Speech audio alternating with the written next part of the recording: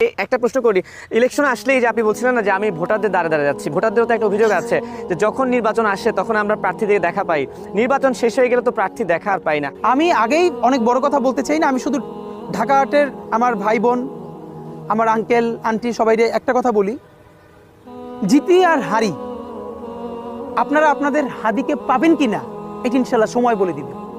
আচ্ছা, সময় দেন, ঠিক আছে। ইনশাল্লাহ। সাইবার বুলিং নিয়ে একটু প্রশ্ন করতে চাই। আমি আপনার কমেন্টস চেক করি সব সময়, আপনিও কিছু কিছু কমেন্টসে রিপ্লাই করেন। সাইবার বুলিং এর ব্যাপারটা নিয়ে আপনার কিছু বলা আছে কিনা? আপনাকে তো মনে পড়ছে বুলিং এর শিকার হতে হয়। মানে দেখেন, আমাকে বুলি করা হলে আমি তো আমার সামান্য গায়ে লাগে না, মানে এটা তো বাংলাদেশে এখন গাছ হয়ে গেছে, কিন্তু খারাপ লাগে কি ধরেন, আমার মা, আমার স্ত্রী, আমার পরিবারের এমন কোনো নারী নাই যাকে নিয়ে এই দুনিয়ার এমন কোনো নোংরা শব্দ নাই যাদেরকে নিয়ে আমাকে ইনবক্সে মেসেজ করা হয় না। এবং স্বাভাবিকভাবে তো তখন আপনার খারাপ লাগবে, তাই না? তো মাঝে মধ্যে হতাশ হই, কিন্তু এখন হতাশ হই না, বরং আমি সাইকিটা বুঝতে পারি যে আমার একটা কথা অপছন্দ হওয়ার কারণে আপনি আমাকে গালি দিতে পারেন, অফকোর্স, কিন্তু আমাকে গালি না দিয়া যখন আপনি আমার মা, বোন, আমার স্ত্রীকে গালি দিচ্ছেন, এর মানে হলো আমাদের একটা তুমুল লড়াই করতে হবে সামাজিক মনস্তত্ত্ব পরিবর্তনের।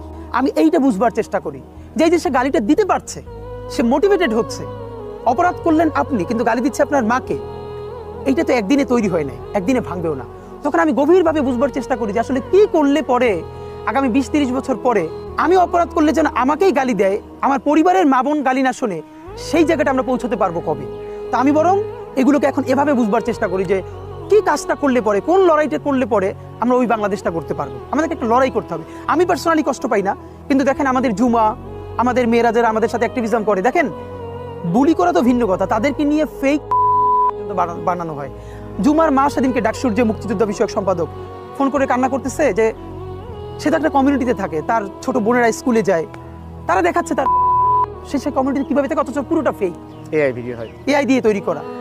খুব কঠিন লড়াই, খুব।